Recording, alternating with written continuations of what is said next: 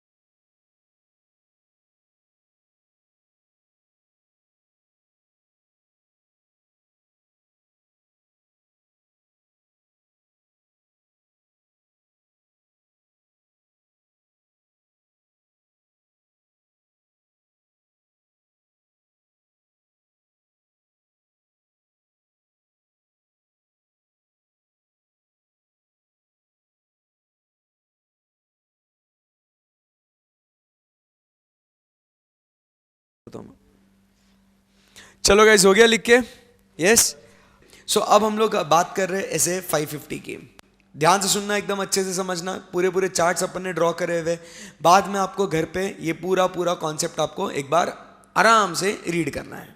सो ऐसे 550, पहली चीज तो दोस्तों समझने की कोशिश करना, it is about what? Related parties. जब हम लोग रिलेटेड पार्टीज की बात करते हैं ना, हम लोग ये स्टैंडर्ड क्यों पढ़ रहे, क्या कर रहे, ये थोड़ा आप समझ लो। पहले तो एक बैकग्राउंड समझ लो।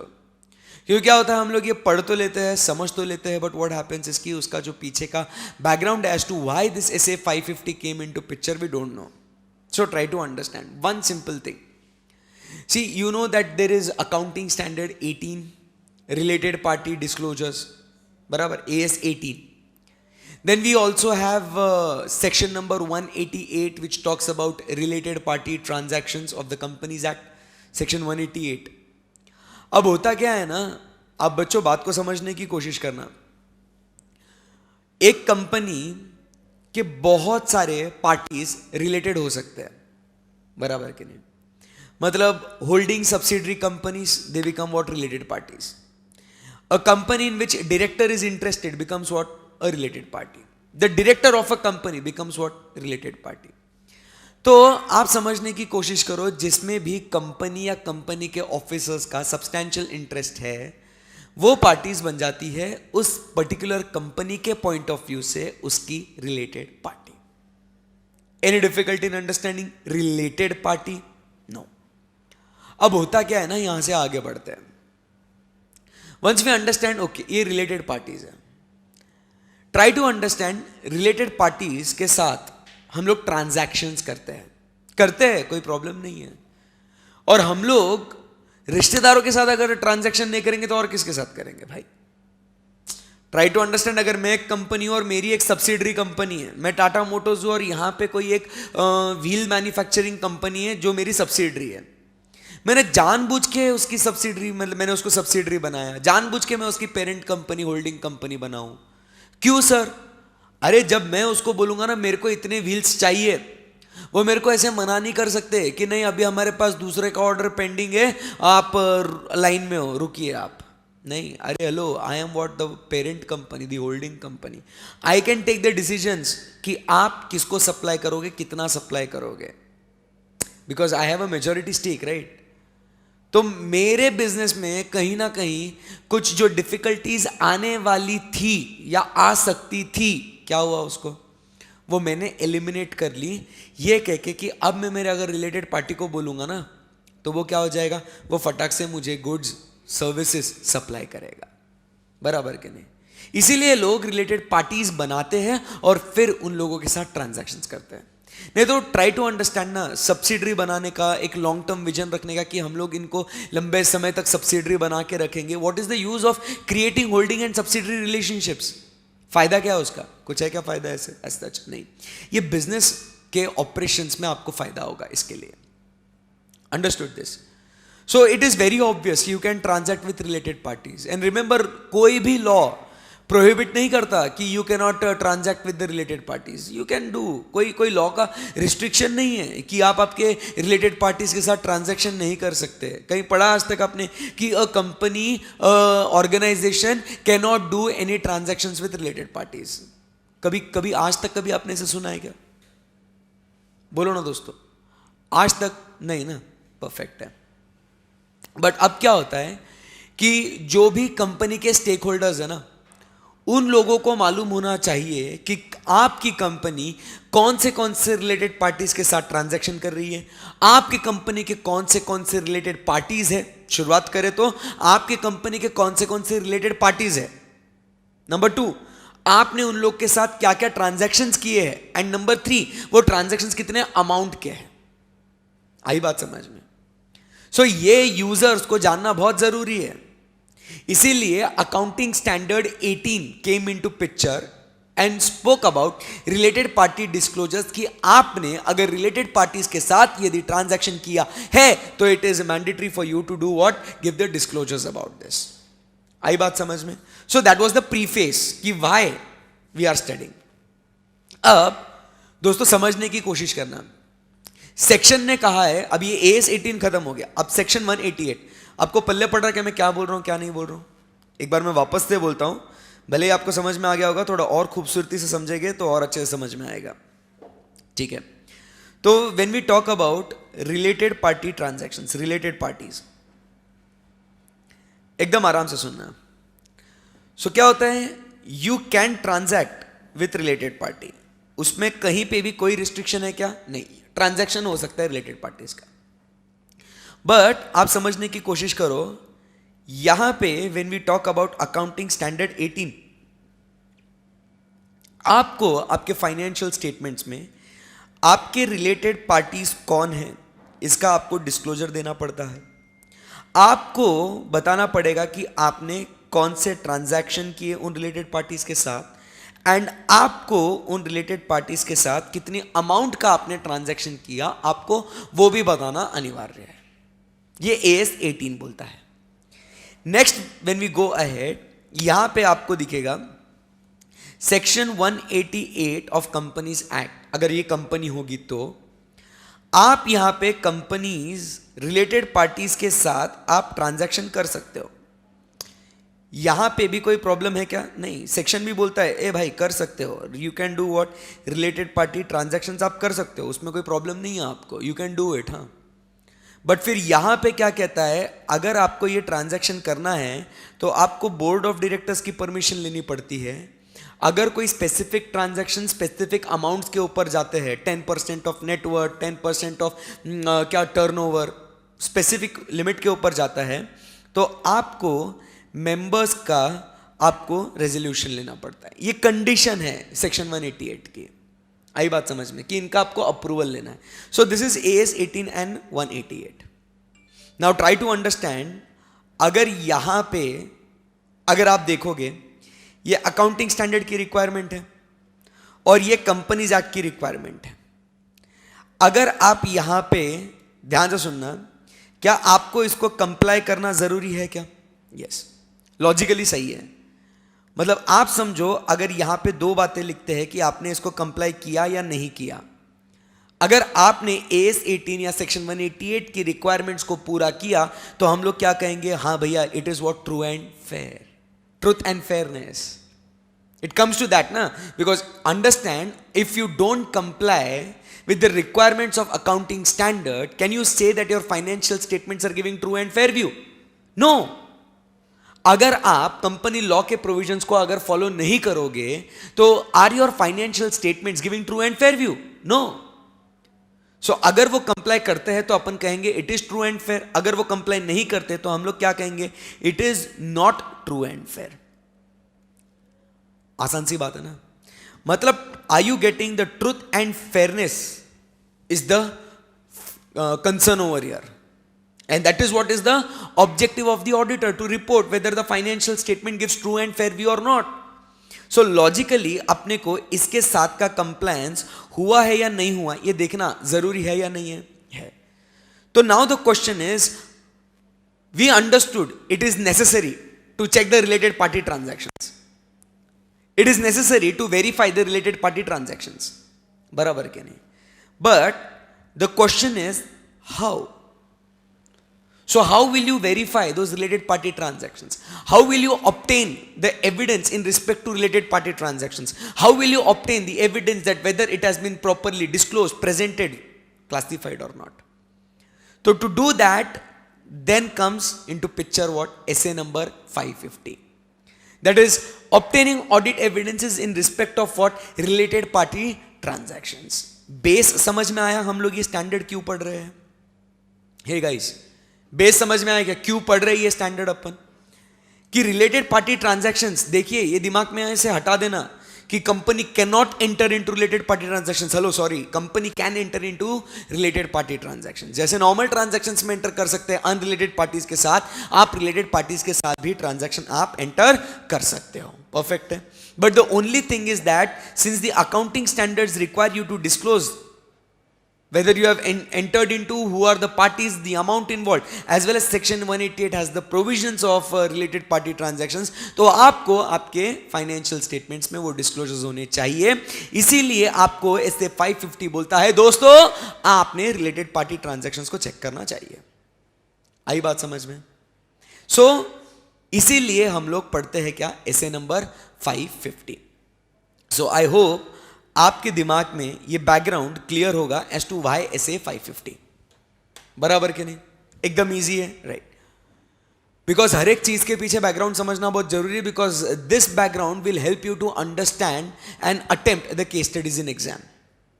आई बात समझ में? वो आपको AS 18 या 188 का रेफरेंस देके कोई एक केस स्टडी बना देंगे. योर दिमाग should work, your brain should work कि लाइक ये 188, ये सेक्शन 188 या तो AS 18, भाई चलो किधर, ऐसे 550. और सेक्शंस और AS याद रखने के लिए भी इजी है. AS 18 सेक्शन 188 188 खत्म. और ऐसे भी मस्त है 550 550 55 they are what related, 88 related. समझ रहे क्या आप लोग? तो 18 188 550 इट्स वेरी इजी. सो अब सवाल आता है कि सर इसके लिए आखिरकार स्टैंडर्ड देने की क्या जरूरत थी? What is the need for the standard? Try to understand. It is very important to understand actually why the standard. देखिए मटेरियल मिसस्टेटमेंट. अब अगर अपन मटेरियल मिसस्टेटमेंट्स की बात करें, affecting financial statements, material misstatement that has the capacity to affect your financial statements.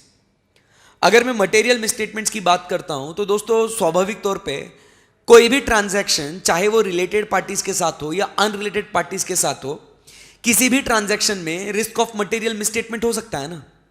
बोलो ना yes और no. Yes. Be it the transaction with related parties, वो रिलेटेड रिश्तेदारों के साथ हो या नहीं हो, रिस्क ऑफ मटेरियल मिसस्टेटमेंट कहीं भी किसी भी समय आ सकती है, कोई भी ट्रांजैक्शन में आ सकती है. बट अगर देखा जाए, थोड़ा उसके ऊपर गौर फरमाया जाए, तो आपको क्या लगता है ज्यादा chances of risk of material misstatement कहां हो सकती है? Where are the higher chances and significant chances of risk of material misstatement coming into picture? It's with related parties. ये कहाँ होगा? Related parties के साथ. So with this in mind, we have to obtain audit evidences in respect to specifically related party transactions because they pose a higher risk of material misstatement. देखो normally दोनों में हो सकता है, but ज़्यादा chances किस में आ सकते हैं? Related parties में. आई बात समझ में आपको? Very good. So nature of related party, they may have what a higher risk of material misstatement. So in this case what the auditor should do? The auditor should first find out the requirements of the accounting standards. You know the accounting standard that there are certain disclosure requirements, and according to that he should find out the relationship, the transaction and the balances with the related parties. आई बात समझ में? तो क्या क्या उसको देखना है? वो He is supposed to have a disclosure requirement. और AS के हिसाब से disclosure requirement क्या है कि जो पार्टी है उसके साथ आपका क्या रिश्ता है वो डिस्क्लोज करिए. फिर आपने उनके साथ क्या ट्रांजैक्शंस किए हैं और अमाउंट या आपका अब कितना बैलेंस है आपको वो बताना पड़ेगा. आई बात समझ में? सो ये फाइंड आउट, देखो ये अकाउंटिंग स्टैंडर्ड की रिक्वायरमेंट है ना डिस्क्लोजर की, और मैंने ये स्टैंडर्ड आपको पढ़ाने के पहले उसी के बारे में चर्चा कर रहे थे अपन की AS की रिक्वायरमेंट है, सेक्शंस की रिक्वायरमेंट है. तो उनकी रिक्वायरमेंट है कि वो रिलेशनशिप, वो ट्रांजैक्शन, वो प्रोसीजर्स, बैलेंसेस आपको वो क्या करने हैं? वो डिस्क्लोज करने हैं. तो ये तीन चीजें बराबर से डिस्क्लोज हुई या नहीं हुई, ये फाइंड आउट करने के लिए we have to perform what दोस्तों? Audit procedures. And this audit procedures logically will involve what? First, you identify the related party transaction, you assess the related party transactions and respond कि whether those related party transactions have been properly disclosed about their relationship, about the transaction and their balances. So simple है, identify करो, identify करने के बाद identify मतलब ढूंढो, फिर assess करो मतलब उसे check करो, और फिर respond करो मतलब react करो कि वो जो भी दिखाया गया है वो बराबर है या नहीं. आई बात समझ में? कितना आसान है concept. If you understand the base of any concept, the concept becomes very easy for you. यहां तक कोई दिक्कत है कि आपको? नहीं. फिर अब यहां से आगे बढ़ते हैं. ऑडिटर शुड ये एक्टिविटी करने के लिए अब आइडेंटिफाई करना है, असेस करना है, रिस्पॉन्ड करना है. तो ट्राई टू अंडरस्टैंड, सबसे पहला तो बहुत इंपॉर्टेंट काम क्या है? आइडेंटिफाई करना है रिलेटेड पार्टी ट्रांजैक्शंस को. Identify the related parties rather first. Related party transaction तो बहुत दूर की बात है. इंपॉर्टेंट क्या है? First to identify who are the related parties. अगर तुमको साला रिलेटेड पार्टीज मालूम ही नहीं है तो आप लोगों को रिलेटेड पार्टी ट्रांजैक्शन का भी पता ही नहीं चलेगा. इसीलिए वो कहते हैं auditor should do what first, understand the entity. बराबर के नहीं? क्योंकि अगर आप बिजनेस को समझोगे तो उसके हिसाब से उनका इन्वेस्टमेंट क्या है, बराबर के नहीं, कहां कहां इन्वेस्टमेंट किया, सब्सटेंशियल इंटरेस्ट है या नहीं है, वो आपको पता चलेगा. Plus also consider the risk factors कि कहां कहां पोटेंशियल रिस्क हो सकती है फ्रॉड की. Any difficulty till here? No. यहां तक एक बार अपन फिर से बोलेगा, एक बार फिर स्टैंडर्ड देखो निपट ही गया है स्टैंडर्ड. लास्ट वाला जो पार्ट एकदम इजी है वो बोलो ना बच्चों. यस. तो दोस्तों हम लोग कौन सा स्टैंडर्ड पढ़ रहे हैं बता सकते हैं क्या आप लोग? 550. बैकग्राउंड समझ में आ रहा है आपको? यस. Okay, very good. तो अब दोस्तों जब हम लोग ऐसे 550 की बातें करते हैं, ये किसके बारे में बात करता है? Related parties. देखो मैं बहुत आराम से पढ़ा रहा हूं स्टैंडर्ड्स, कोई घाई नहीं है अपने को, ये एग्जाम पॉइंट ऑफ व्यू से बहुत इंपॉर्टेंट है. तो जब हम लोग ऐसे 550 की बात कर रहे हैं, है ना, ये बात करता है रिलेटेड पार्टीज की. इसमें अपन ने क्या पढ़ा? First, risk of material misstatement can be present in the transactions with related as well as unrelated, but the chances of higher risk of material misstatement is present with whom? Related parties. Very good. So इसके लिए अपने को वो check करना जरूरी है क्या? Yes. So now what do we do? So as per accounting standards there are certain what disclosure requirements. वो disclosure requirements क्या है? वो डिस्क्लोजर रिक्वायरमेंट्स क्या है दोस्तों? That we have to disclose what? Relationship, transactions and balances. तो इसके लिए ये करने के लिए we have to perform what? Certain audit procedures. We have to perform what? Certain audit procedures. Any difficulty till here? No. वो audit procedures में क्या आएगा? We will identify, assess and then respond कि whether it has been properly disclose, that is the relationship, transactions and balances.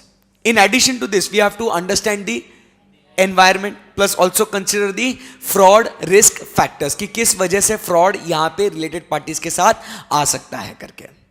Any difficulty till here? No. फिर अब क्या होता है, यहां से अपन आगे बढ़ते हैं. अब कहानी में थोड़ा एक ट्विस्ट आता है और अब अपन बात करते हैं, ऐसे भी खुद इसको रिकॉग्नाइज करता है कि that there are what certain inherent limitations. नहीं, अगर आपको झूठ लगता है ना तो एक काम करो. अब अपन देखो लिंकिंग कैसे करते हैं. चैप्टर 1 में आपने इनहेरेंट लिमिटेशंस टू ऑडिट पढ़ा था, याद है? उसमें अदर मैटर्स पढ़ा था, याद है आपको? एक तो क्या था अपना फर्स्ट कि nature of financial reporting. Number 2 was what? Nature of financial reporting. Number 3 nature of financial reporting, nature of audit procedure. Number 3 timeliness of financial reporting and balance between the benefit and cost. And last में क्या था? Other matters. उसके अंदर बहुत सारे points थे, 4. बराबर के नहीं? एक कल्यूजन अमंग एम्प्लॉइज वाला था. अब सेकंड देखो वाला, आओ आओ आओ बुक में जब देखोगे ना तो आपको और मजा आएगा, इसीलिए तो पढ़ने बोल रहा हूं.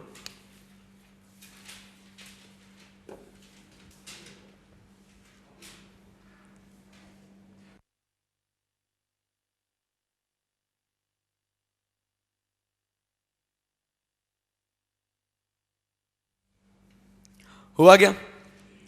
तो आपको वो इनहेरेंट लिमिटेशंस में आपको दिख रहा है क्या? Transactions with related parties. बोलो यस और नो? यस. तो आप देखो हम लोग ने ऑलरेडी इनहेरेंट लिमिटेशंस में पढ़ लिया है और ऐसे भी उस फैक्ट को रिकॉग्नाइज करता है. अब वो क्या कहता है? Owing to the inherent limitation auditor में not be able to detect misstatements. Reason क्या है कि यहां पे ऑडिटर एवरी रिलेटेड पार्टी को फाइंड आउट नहीं कर सकता, एवरी रिलेटेड पार्टी ट्रांजैक्शन को ऑडिटर फाइंड आउट नहीं कर सकता.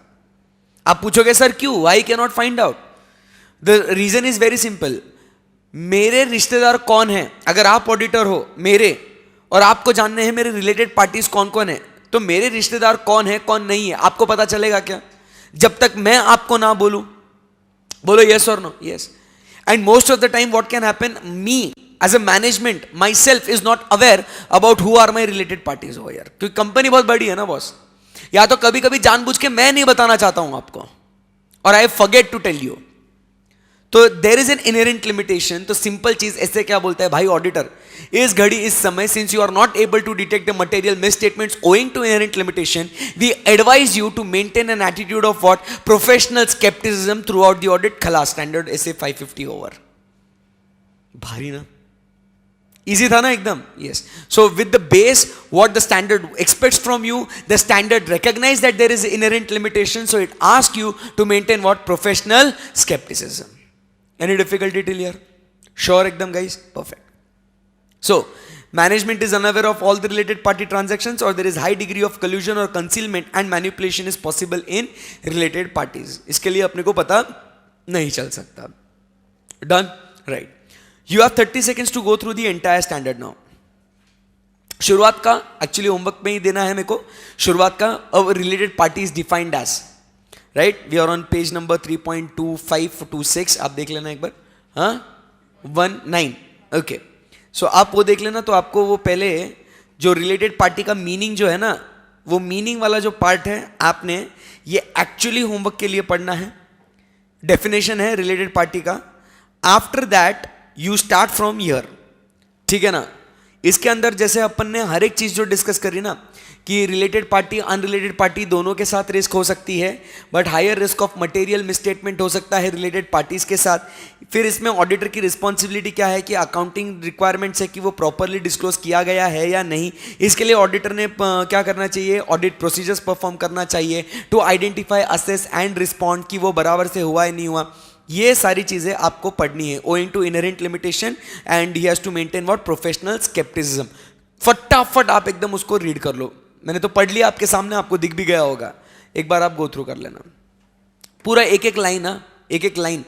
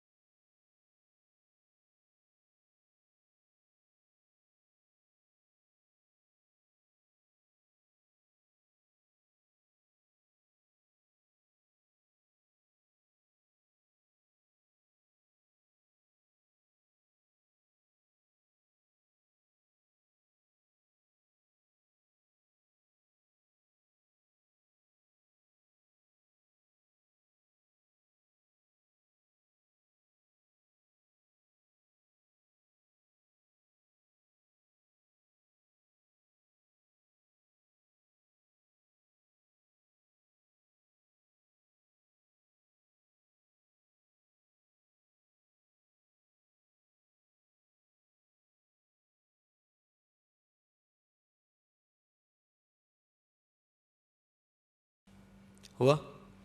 ओके. अगर नहीं हुआ तो बाकी का बाद में आप आराम से घर पे पढ़ लेना. ठीक है. बट ऑलमोस्ट मेन पार्ट जो है वो आपका हो गया होगा पढ़ के. सो अगर हम लोग देखें रिलेटेड पार्टी ट्रांजैक्शंस, तो कहानी एकदम सिंपल है. वो कहता है कि higher risk of material misstatement related parties के साथ हो सकता है. इसके लिए ऑडिटर ने उसको चेक करना ज़रूरी है. अकाउंटिंग स्टैंडर्ड की भी डिस्क्लोजर रिक्वायरमेंट्स है. तो फेयर प्रेजेंटेशन फ्रेमवर्क अचीव करने के लिए ऑडिटर को देखना पड़ेगा कि वो रिलेशनशिप बैलेंसेस ट्रांजैक्शंस बराबर से डिस्क्लोज करे गए हैं या नहीं. इसके लिए वो ऑडिट प्रोसीजर्स परफॉर्म करेगा to identify, assess and respond whether the related party relationships, transactions and balances have been disclosed और नॉट. इसके साथ साथ ही should obtain the understanding of the entity plus also consider the fraud risk factors कि कहाँ कहाँ क्या क्या फ्रॉड्स हो सकते हैं. But owing to inherent limitations in the audit, the auditor cannot identify or detect all the material misstatements present in the related party transactions. Why?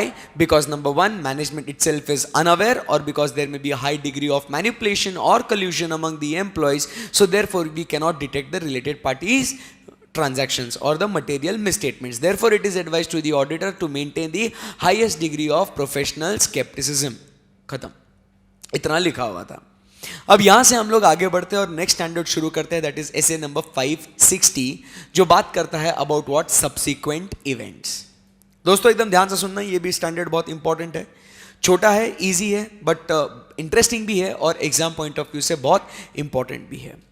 ये standard पढ़ते समय आपको AS4 भी आपको आना चाहिए. You know what is AS4? Events occurring after balance sheet date and before auditors report, right? तो AS4 और ट्राई टू अंडरस्टैंड SA 560, ये दोनों साथ में हैं. लॉजिक वापस से देखिए दोस्तों, जैसे मैंने आपको ये स्टैंडर्ड्स का लॉजिक दे रहा हूं ना, ये बहुत इंपॉर्टेंट है. ये बैकग्राउंड समझना बहुत जरूरी है, नहीं तो क्या होता है, ये स्टैंडर्ड क्यों आया पल्ले नहीं पड़ता है. जैसे मैंने आपसे कहा, why are we studying SA 550 related party transaction, what was the need? Because वो अकाउंटिंग स्टैंडर्ड 18 के अंदर रिक्वायरमेंट थी कि उसका प्रॉपर डिस्क्लोजर होना चाहिए. इसके लिए अपन ने उसको चेक करना चाहिए. Therefore the standard SA 550, how you will proceed about it. Same way में सब्सिक्वेंट इवेंट होता है नहीं होता, क्या फर्क पड़ता अपने को? Does it affect the financial statements? Does it affect the financial statement? Subsequent event होता नहीं होता. तो फिर वो बोलता है फाइनेंशियल स्टेटमेंट्स अफेक्ट होता या नहीं होता, इसके लिए आप अकाउंटिंग स्टैंडर्ड्स को जाके पूछो ना यारो.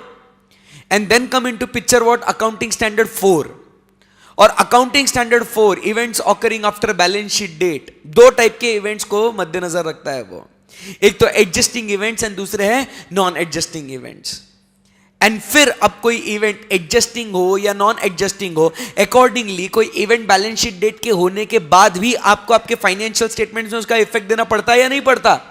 हाँ, तो आपको उसका एडजस्टमेंट करना पड़ेगा नहीं करना पड़ेगा? हाँ, तो अब वो एडजस्टमेंट बराबर से हुआ है नहीं हुआ है, वो आपको चेक करना पड़ेगा नहीं करना पड़ेगा? हाँ, तो इसीलिए कौन सा ऐसे आया, SA 560, that tells you as an auditor कि देखो यारो अकाउंटिंग स्टैंडर्ड 4 ऐसा ऐसा कहता है, उसके अंदर ये रिक्वायरमेंट है, तो आपने SA 560 को फॉलो करना है. और वो सब्सिक्वेंट इवेंट्स को मैनेजमेंट ने कंसीडर किया है या नहीं, you have to check. Because if they don't, your financial statements are not true and fair. बात आई समझ में? क्यों पढ़ रहे हैं हम लोग नया स्टैंडर्ड 560? आई बात समझ में? राइट. अब यहां पे आराम से स्क्रीन पे देखते रहना. सब्सिक्वेंट इवेंट्स, दो चीजें हैं यहां पे. सब्सिक्वेंट इवेंट्स की बात करें तो एक तो है events occurring between balance sheet date and the date of audit report. मैंने आपको यहां पे उसका ये भी दिखा है, टाइमलाइन भी. 31 मार्च को क्या हो गया, बैलेंस शीट डेट है ना 31 ऑफ मार्च. एंड इमेजिन करो 12 जून को मैंने क्या दे दिया है यहां पे, ऑडिट रिपोर्ट मैंने इश्यू कर दिया है. Any difficulty till here? No. So अब यहां पे ये जो पीरियड है is nothing but what relating to the first part of my standard SA 560. That is events occurring between balance sheet date and the date of audit report. Second part क्या कहता है, facts known to the auditor after the date of report. तो 12 जून के 12 जून को मैंने audit report दी ना, उसके बाद कुछ घटनाएं घटी जो मुझे मालूम पड़ी. आई बात समझ में? तो मैंने ना एकदम सिस्टमैटिक चार्ट बनाया इसका. स्टैंडर्ड के दो जो मेन पार्ट्स है वो लिख दिए, फिर नीचे उसका टाइमलाइन बना दिया और उससे रिलेटेड प्रोसीजर क्या है उन जोन्स के नीचे लिख दिया. तो अब अपने को मालूम है कि जो भी घटना यहां हुई उससे रिलेटेड अपने को ये करना है, जो भी घटना यहां घटी है उससे रिलेटेड अपने को ये करना है. खत्म ना यार. अरे हेलो, कितना इजी है स्टैंडर्ड. बस ऐसे ही पढ़ना है, एकदम मस्त प्रोसीजर है, पढ़ना है रिलैक्स मोड में एकदम. आई बात समझ में? राइट. सो अब हम लोग पढ़ते हैं ऐसे 560. बिना अभी जितना भी अपन ने पढ़े, आप बता सकते हो कि स्टैंडर्ड में दो बातें हो रही, दो इवेंट्स हो रहे. कुछ क्या है, एक events occurring between balance sheet date and the date of audit report, correct है. और दूसरा क्या कहता है, events occurring after the auditor's report. मतलब क्या कहेंगे, facts known to the auditor after issue of audit report. एक क्या है, events which are occurred between this balance sheet date and the audit reports date. Second point क्या कहता है, fact become known to the auditor after the audit report. Easy है एकदम, very well. सो अब बस करना क्या है, आराम से एकदम समझना है, रिलैक्स में एकदम. सो अब यहां पे आपको दिख रहा है 31 मार्च से लेके 12 ऑफ जून तक ये पीरियड है. ये कौन सा पीरियड है, events occurring after balance sheet date and auditor's report. सही जा रहे एकदम.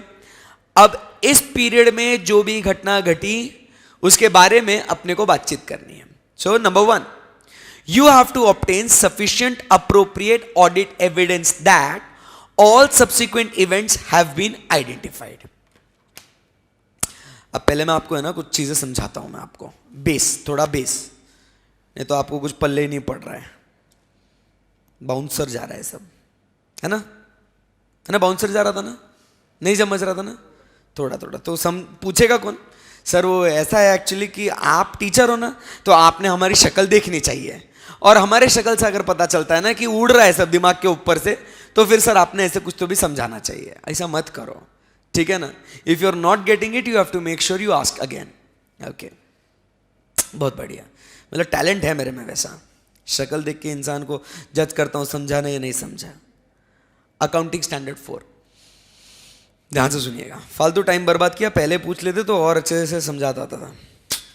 AS4, यहां पे AS4 के हिसाब से पहले तो लिख लेते हैं, क्या है भाई, नहीं अभी लिख ही लेते हैं ना. AS4 ये किसके बारे में बात करता है, इवेंट्स ऑकरिंग. ये कभी पढ़ा है क्या बचपन में, thank you.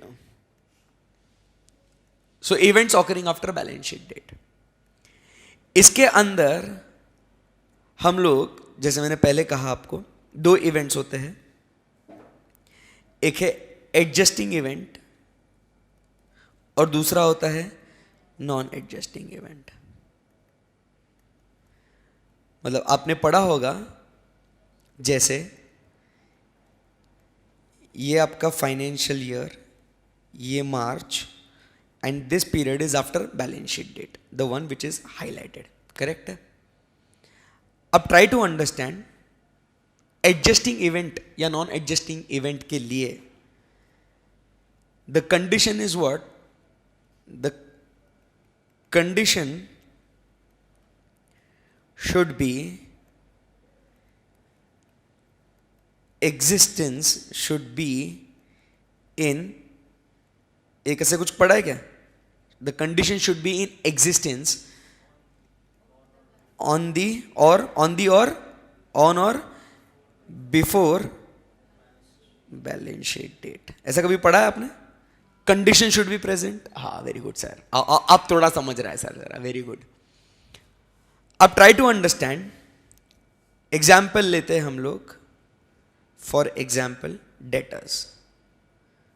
Debtor mister A, receivable ₹5 lakh.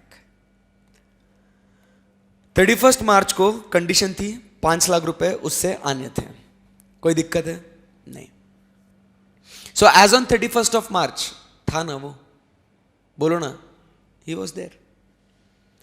अब after balance sheet date and before audit report एक घटना घट गई, और यहां पे अपने को पता चला कि मिस्टर ए इज now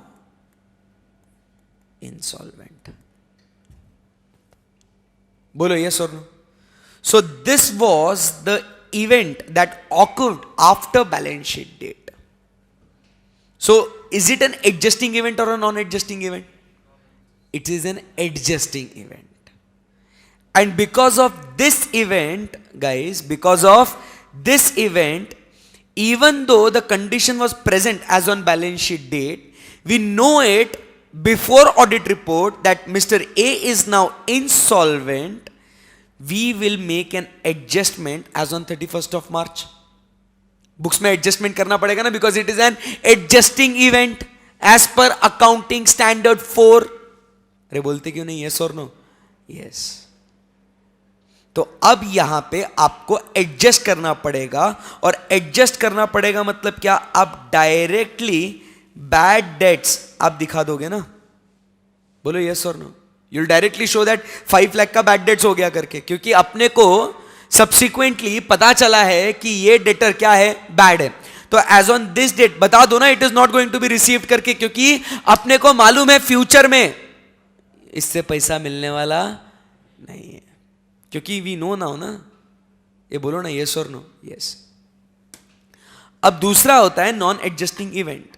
कहानी सेम है, यहां पे मार्च, ठीक है, this is what our financial year, and अब यहां पे दोस्तों समझने की कोशिश करिएगा, यहां पे मेरी बिल्डिंग है बराबर, ये मेरा क्या है, सब्सिक्वेंट पीरियड है। यहां पे वापस एक इवेंट हो गया, अर्थक्वेक आया। नहीं हंस क्या रहे हो, सीरियस मैटर है। अर्थक्वेक आया and this building got what, collapsed. So building is no longer there. बोलो यस और no? Was it there on 31st of March? Yes. तो क्या अपन 31st of March को लैंड एंड बिल्डिंग जीरो दिखा देंगे क्या, since it is damage destroyed? No. 31 मार्च को थी ना, so here you will make no adjustment. अरे हेलो, समझा क्या नहीं समझा? यस ना। और इसी के अंदर गोइंग कंसर्न वाली भी बात करते हैं अपन, वो आगे पढ़ेंगे ऐसे 570 में। बच्चों को समझ में आ रहा है क्या? अब यहां पे आप जरा गौर फरमाएंगे तो यहां पे कुछ इवेंट्स का आपको एडजस्टमेंट करना पड़ता है, कुछ इवेंट्स का आपको एडजस्टमेंट नहीं करना पड़ता है। अब सोचिए अगर कोई इवेंट एडजस्टिंग है, पल्ले पड़ रहा है मैं क्या बोल रहा हूं?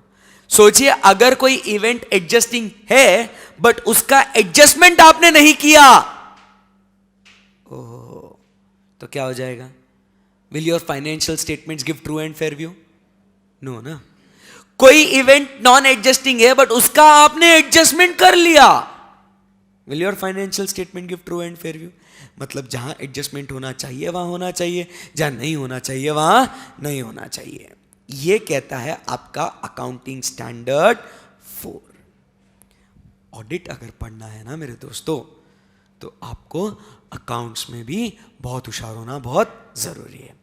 जो व्यक्ति अकाउंट्स में होशियार, वही व्यक्ति ऑडिट में बहुत आगे जा सकता है, क्योंकि ऑडिट करना किस पे है? फाइनेंशियल स्टेटमेंट पे। आई बात समझ में? So it is very important that you should know all the accounting provisions also, then you will be a good auditor. आई बात समझ में? राइट। यहां तक कुछ दिक्कत है क्या आपको? नहीं। अब दोस्तों यहां पे आप समझो, अगर आपको ये हो रहा है या नहीं, इसका कंप्लायंस, वापस जैसे मैंने उसके लिए लिखा था ना रिलेटेड पार्टीज के टाइम पे, वैसे लिखता हूं, इसका कंप्लायंस होना या नहीं होना चेक करना जरूरी है क्या? अगर इसको आपने कंप्लाई किया तो we say it is what true and fair. अगर इसको कंप्लाई नहीं किया तो it is what not true and fair. तो is it affecting the truth and fairness of your accounts? So is it necessary for us to check whether these events after balance sheet date and before giving audit report has been properly adjusted or not adjusted as the case may be? बोलो देखना जरूरी है या नहीं है? हाँ। अब थोड़ा दिमाग में कुछ पल्ले पड़ा होगा कि हम लोग अब यहां पे एसे नंबर 560 को क्यों पढ़ रहे हैं? क्यों पढ़ रहे हैं? क्योंकि अकाउंटिंग स्टैंडर्ड कहता है ऐसा होना चाहिए। तो ऐसे कहता है कि भाई, ऐसे कहता है क्या कि इसको हुआ है या नहीं ऑडिटर तू चेक कर ले। आई बात समझ में? Are you getting the base of why we studying SA 560, why the standard came into picture? ये बोलते क्यों नहीं? यस। सो अब इतना ज्ञान देने के बाद मैं वापस से आता हूं अपने इस पार्ट पे, और फिर अब मैं अपनी ऑडिट प्रोसीजर पे चर्चा करता हूं। Now you know that after balance sheet date अगर कोई इवेंट हो गया है तो आपको उसको एक तो एडजस्ट करना पड़ेगा या नहीं करना पड़ेगा, एज द केस में be, depending upon the event. बराबर के नहीं? तो उसको चेक करना अपने को जरूरी है या नहीं है? अरे बोलो है ना। तो इसके लिए अब स्टैंडर्ड आपको बताता है कि how will you do it and how will you do it. Number 1, you have to first obtain, आप स्क्रीन पे देखिएगा, now you have to obtain sufficient and appropriate audit evidence that all subsequent events have been identified। भाई पहले तो आप evidence ले लो कि जो भी घटनाएं बैलेंस शीट डेट के बाद घटी है जो आपने इस फाइनेंशियल स्टेटमेंट से रिलेटेड रखती है, क्या वो सारे के सारे इवेंट्स आइडेंटिफाई हुए हैं या नहीं हुए हैं। बात आई समझ में आपको। You have to obtain that evidence. जमा क्या यहां तक आपको, बोलो यस और no. Yes. So first you take all that evidence कि उस पीरियड में जो भी सब्सिक्वेंट इवेंट हुए हैं वो सारे इवेंट्स आपने आइडेंटिफाई करे नहीं करे। देखो एडजस्टमेंट हो रहा है या नहीं हो रहा है वो बात की बात है, पहले भैया ढूंढ तो लो कि सब्सिक्वेंट इवेंट्स क्या हुए थे करके। आई बात समझ में, बोलो यस और नो। यस। सिंपल सी बात है यार, अगर आप समझ लो आपको टेलीफोन का बिल, सिंपल एकदम छोटू सा एग्जांपल, मार्च का बिल आपको मिला अप्रैल में, टेलीफोन का बिल मार्च का आपको मिला कब, अप्रैल में। लॉजिकली अगर मान लो आपका बिलिंग साइकिल भी 1 मार्च से 31 मार्च है, आपको बिल के डायरेक्ट 31 मार्च को मिलेगा क्या? It will come on 2nd और 3rd April to you, bill बन के 3rd अप्रैल, वो तो अगले साल आ गया ना, सब्सिक्वेंट इवेंट। बट ये कंडीशन किससे रिलेटेड है? To this year. तो आपको प्रोविजन फॉर टेलीफोन एक्सपेंसेस करना पड़ेगा कि नहीं करना पड़ेगा? बोलो, प्रोविजन करना पड़ेगा कि नहीं करना पड़ेगा? Sir it is an adjusting event. समझा नहीं समझा? सिंपल सी बात है। तो ऐसे जो भी एक्सपेंसेस, जो भी पेमेंट्स, व्हाटएवर इवेंट्स जो बैलेंस शीट डेट के बाद हुई है बट आपको लगता है कि उसका कॉग्निजेंस अपन ने इस फाइनेंशियल ईयर में लेना चाहिए, तो पहले ऑडिटर साहब, ओ ऑडिटर साहब, आपने क्या करना चाहिए? पहले वो सारे इवेंट्स को भाई तू ढूंढ ले। जब तू ढूंढ लेगा ना तभी तो पता चलेगा वो एडजस्ट हुआ है या नहीं हुआ है। बट भाई पहले ढूंढ तो ले एटलीस्ट। नहीं मैं देखेगा एडजस्ट हुआ या नहीं हुआ है। अरे भाई मैं क्या समझाना चाह रहा हूं, तू पहले ढूंढ तो ले। नहीं सर, अरे समझ रहा है क्या? समझा क्या? Yes, very good. So first we have to obtain sufficient appropriate audit evidence that all those events have been identified. Number 1. Number 2, no additional procedures need to be performed on the areas where audit procedures already performed provide satisfactory conclusions. अगर अपन ने कोई area already देख लिया है और उसमें अपने को पता है कि भाई कोई सब्सिक्वेंट इवेंट इससे रिलेटेड नहीं है, तो अपने को और कुछ करने की जरूरत नहीं। मतलब आप समझो, ऐसे क्या कहता है, तुम्हारे अगर नॉर्मल ऑडिट प्रोसीजर्स में तुमने ऑलरेडी वो चीजें कवर कर ली होगी तो तुमको और स्पेसिफिकली वापस से वो करने की जरूरत नहीं है। Very simple. वो कहना चाहते हैं स्टैंडर्ड में लिखा है ठीक है, बट अगर तुमने ऑलरेडी ये कर लिया है ना तो भाई वापस मत करना। क्या करके वापस मिलेगा क्या तेरे को? कुछ भी नहीं। आई बात समझ में? तो इसलिए ऐसे बोलता है अगर तुमने नॉर्मल ऑडिट प्रोसीजर्स में ये चीजें कर ली होगी बराबर के नहीं, तो भाई तेरे को वापस देखने की जरूरत नहीं है। And then how will you find out whether all subsequent events have been identified और नॉट? तो पहली चीज, प्रिपरेशन ऑफ फाइनेंशियल स्टेटमेंट किसकी रिस्पॉन्सिबिलिटी? मैनेजमेंट की। तो मैनेजमेंट ने AS4 को फॉलो करना चाहिए या नहीं करना चाहिए? करना चाहिए। तो मैनेजमेंट ने ये सारे सब्सिक्वेंट इवेंट्स को आइडेंटिफाई करना चाहिए या नहीं करना चाहिए? करना चाहिए। मैनेजमेंट इधर आओ। ये बता रहे तुमने कैसे निकाला, मैं अपना दिमाग क्यों लगाऊं? शातिर एकदम एकदम स्मार्ट बनने का। अब समझ रहे मैं क्या कहना चाह रहा हूं? प्रिपरेशन ऑफ फाइनेंशियल स्टेटमेंट किसकी रिस्पॉन्सिबिलिटी? क्या मैनेजमेंट को AS4 फॉलो करना पड़ेगा क्या? हाँ सर। तो व्हाट टू डू? मेरे को मालूम है मैनेजमेंट ने ऑलरेडी ये एक्टिविटी करके रखी हुई है। मैनेजमेंट जरा आओ, अपन उनसे क्वेश्चंस पूछ सकते हैं क्या? Do we have the right to ask information? Yes, आजा भाई, सवाल जवाब करेंगे कुछ, बराबर के नहीं? राइट टू ऑब्टेन इंफॉर्मेशन है, पढ़ा हुआ है अपन ने। फाइनेंशियल स्टेटमेंट दिया ना, अब पूछता हूं तुमने सारे सब्सिक्वेंट इवेंट्स को आइडेंटिफाई किया? Yes sir. कैसे किया? वो भी जान लूंगा मैं। So first understand how management identifies subsequent events, then inquire of management of any event that might affect कोई इवेंट एडजस्टिंग है क्या, फिर उसको पूछने का, सारे आइडेंटिफाई कर लिया, अच्छा ओके ओके। ऐसा कोई इवेंट तुमको मिला क्या जिसमें फाइनेंशियल स्टेटमेंट्स में एडजस्टमेंट करनी थी, एडजस्टिंग इवेंट कोई मिला क्या, वो भी उनको ही पूछ लो। फिर क्या हुआ, अपन मिनट्स देखेंगे between balance sheet date and date of audit report. उसमें भी आपको कोई पता चलेगा ना कि कुछ डिसीजंस मैनेजमेंट ने लिए हैं या नहीं लिए हैं। एंड देन लास्ट में क्या कहता है, read the latest interim subsequent financial statements. Latest interim subsequent financial statement मतलब अगले साल के इंटरिम फाइनेंशियल स्टेटमेंट्स पढ़ने हैं आपको। आई बात समझ में? बेसिक चीजें करी अपन ने यहाँ पे। पहले क्या किया अपन ने, मैनेजमेंट को पूछा how did you identify, we understand that. Then we ask management did you identify any events that requires adjustment.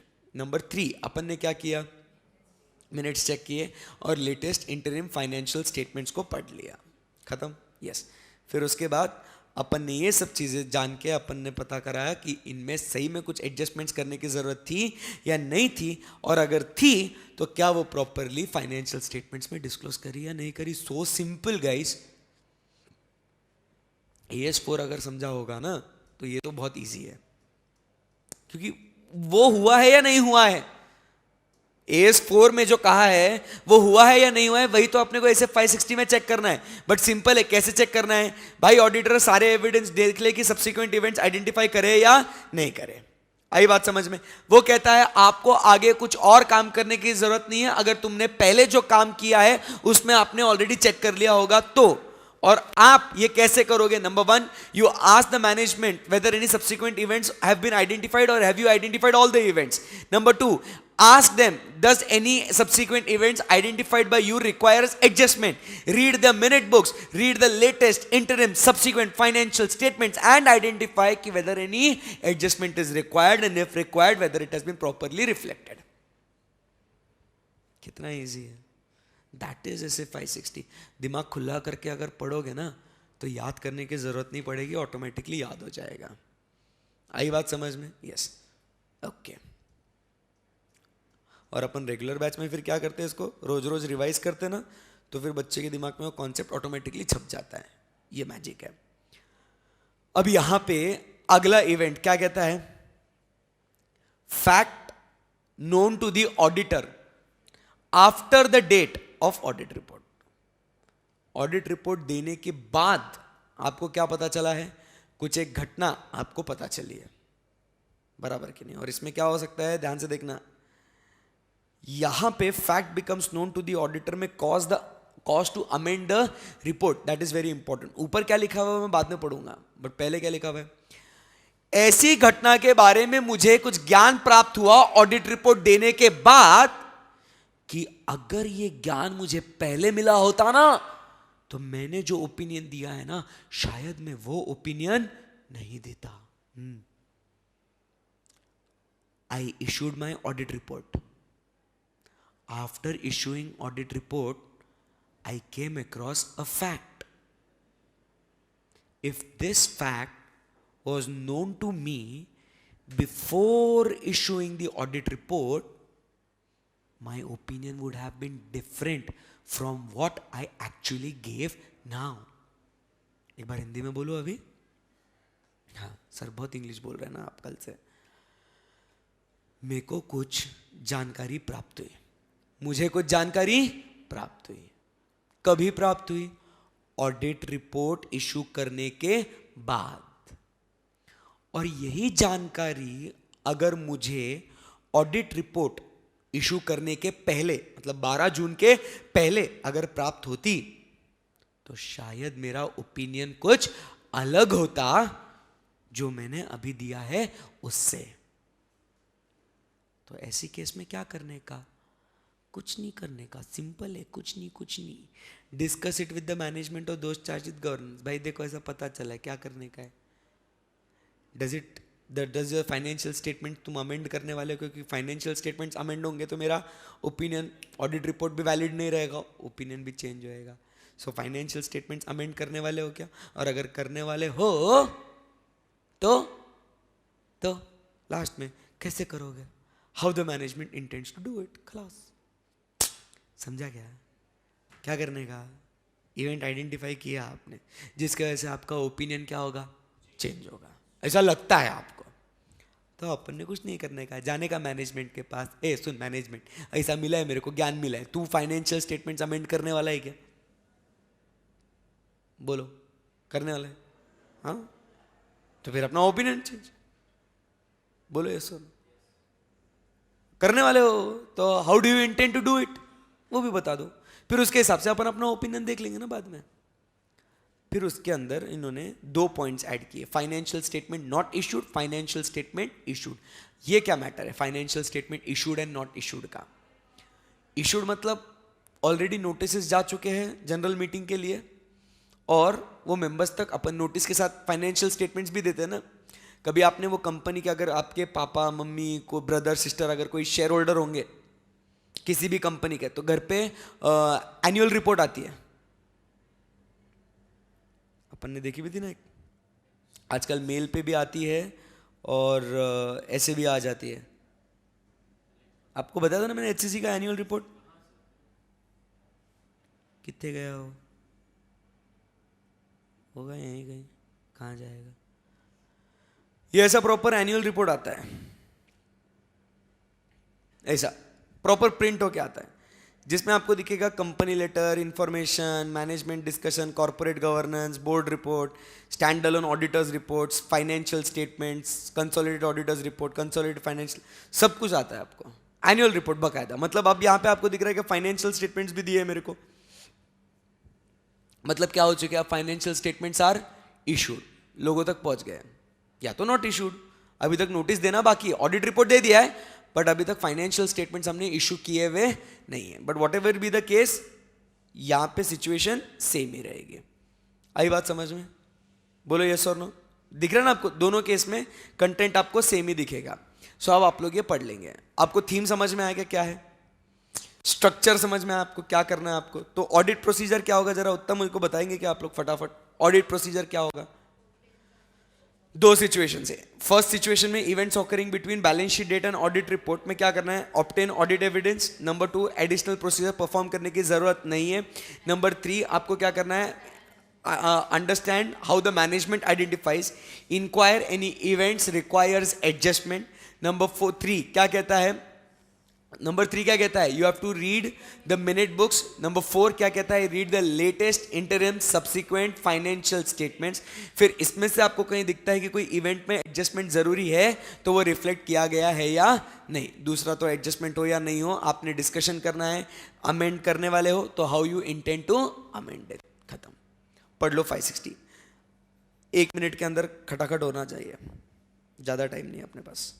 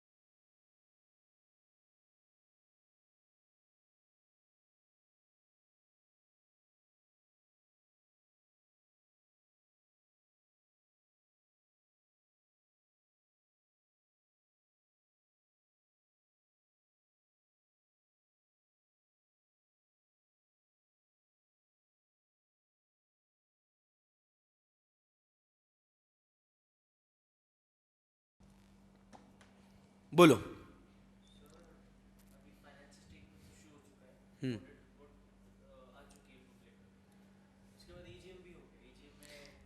AGM नहीं हुई है, एजीएम में फिर अपन वो फाइनेंशियल स्टेटमेंट्स विड्रॉ कर सकते हैं, मेंबर्स को बोल सकते हैं कि ये जो है ऐसी इवेंट बाद में पता चली है ऑडिटर्स को जिसके वजह से ये फाइनेंशियल स्टेटमेंट सही नहीं है। और अगर फिर भी उसके बाद अगर मान लो एजीएम हो चुकी है, फाइनेंशियल स्टेटमेंट्स अडॉप्ट भी हो चुके हैं बराबर, तो फिर कंपनी लॉ में एक सेक्शन आता है section 130, it talks about reopening of books of accounts और रिकास्टिंग ऑफ फाइनेंशियल स्टेटमेंट्स बराबर।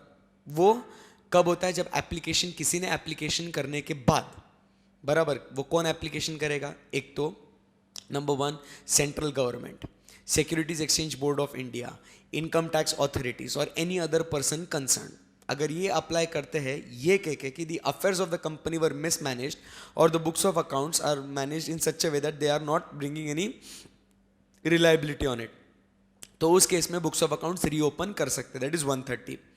On the other hand we also have section 131 जो बात करता है voluntary revision of financial statements up to last 3 years. 131 जिसमें अगर कंपनी के board of directors को लगता है कि 129 financial statements and 134 boards report अगर ये प्रोविजंस कंप्लाई नहीं हुए हैं तो वो लोग क्या कर सकते हैं, वॉलेंटरी रिवीजन कर सकते हैं subject to making an application to tribunal in this regard and obtaining permission from the tribunal. आई बात समझ में? तो अगर आपको लगता है कि अब हमारा फाइनेंशियल स्टेटमेंट्स 129 के हिसाब से नहीं बना है तो फिर आपको पावर मिलती है 131 में कि आप इसे क्या कर सकते हो, वॉलेंटरीली रिवाइज कर सकते हो. आई बात समझ में? So how this is how it is connected. Auditors की रिस्पॉन्सिबिलिटी अगर फाइनेंशियल स्टेटमेंट्स चेंज हो गए तो उसका ओपिनियन वो ऑडिट रिपोर्ट भी विड्रॉ करके वो ये कर सकता है. और इसीलिए फिर आपको मालूम होगा under 143 auditor has the power to attend what, general meeting. उसमें जाके वो भी बोलेगा ना.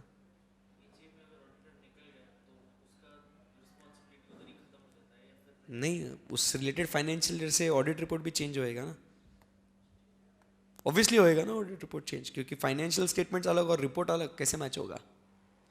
करेक्ट है ना? ऐसा आई बात समझ में आपको?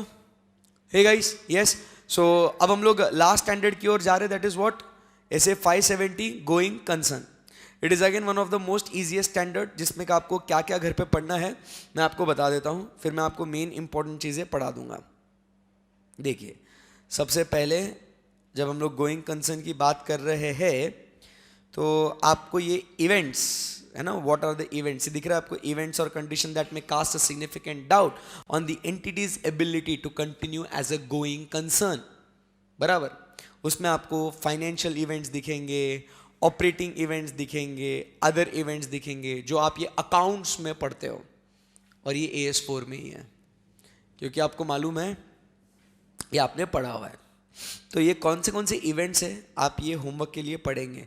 ध्यान में रखना, होमवर्क के लिए दिया है मतलब ये इंपॉर्टेंट नहीं है, ऐसा नहीं है. You have to read it.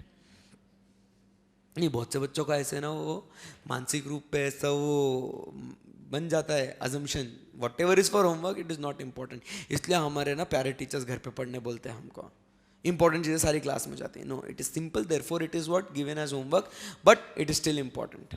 ठीक है, अब जरा ध्यान से सुनिएगा, एकदम ऐसे बहुत बहुत छपरी है ये, कुछ भी नहीं है सर, फिर भी पढ़ा दो यार. ये जो है ना ऑडिट प्रोसीजर्स, ये भी होमवर्क के लिए पढ़ लेना. क्या क्या क्या क्या चेक करोगे, और ऐसे चिक चिक नहीं करने का, बोलने का नहीं सर पैसा वापस करो. नहीं तो आप बोलोगे इतना होमवर्क दे रहे पैसा वापस करो. इमोशनल नहीं होने का, पॉइंट्स आप पढ़ लीजिएगा. ठीक है, अब हम लोग आते हैं 570 में. आपको बस इम्पोर्टेंट जो उसका थीम है ना वो मैं आपको समझाता हूँ इसका. अब पहले तो आप समझने की कोशिश करना, सिंपल एकदम. गोइंग कंसर्न बच्चों, what are the 3 fundamental assumptions of accounting? Going concern, consistency and accrual. बराबर कि नहीं? पहले गोइंग कंसर्न, फिर कंसिस्टेंसी एंड अक्रूवल. तो दोस्तों आपको मालूम है this is the 3 fundamental assumptions, जिसमें का एक फंडामेंटल अजम्पशन वो कौन सा है? Going concern. उसके बारे में अपन बातचीत कर रहे हैं.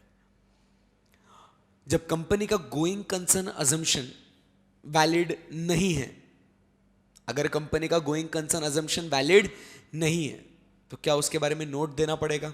Yes. Not only this but sir also company के balance sheet should be shown at what, realisable value. बराबर कि नहीं? मतलब अब मेरी बात को आप जरा एकदम ध्यान से मन लगा के सुनना. देखो, फाइनेंशियल स्टेटमेंट्स अफेक्ट होते हैं क्या अगर गोइंग कंसर्न अजम्पशन वैलिड है या नहीं है उसके हिसाब से? बोलो यस और नो से, जैसे घुरते मत बैठो, यस और नो, यस ना। गोइंग कंसर्न अजम्पशन अगर वैलिड नहीं है तो रियलाइजेबल वैल्यू, वैलिड है तो हिस्टोरिकल कॉस्ट। बोलो यस और no, yes. So accordingly you have to show the picture of your financial statements. Imagine a situation where going concern assumption is not valid and you are still showing your financial statements at historical values. Are your financial statement giving true and fair view? No. Matlab the truth and fairness is getting affected again over here. And if the going concern is valid and still you show it at realizable value, is it true and fair? No. So your financial statements, whether it gives true and fair view or not, also depends upon what? The going concern assumption. If it's good, historical values. If it is not, realizable values. बराबर। And accordingly वैसा management ने financial statement करना होना। जमा क्या यहां तक? इसीलिए फिर इसे 570 ऑडिटर के ऊपर रिस्पॉन्सिबिलिटी डालता है कि भाई ऑडिटर ये सुनना, पहले जाके चेक कर गोइंग कंसर्न अजम्पशन वैलिड है या नहीं। बराबर। अगर तुझे डाउट आता है कि ऐसे कोई इवेंट फैक्टर्स कुछ घटे हैं, जैसे एग्जांपल्स दिए आपको होमवर्क के लिए, फाइनेंशियल, ऑपरेशनल एंड अदर, उनमें से कोई भी, वो इलिस्ट्रेटिव लिस्ट है, उनमें से कोई भी एक्टिविटी, कोई भी इवेंट, कोई भी घटना आपको दिखती है कि it cast a doubt on the entity's ability to continue as a going concern, first you obtain sufficient appropriate audit evidence, then check whether it has been disclosed in the financial statements or not, and whether financial statements had been shown at the appropriate carrying values.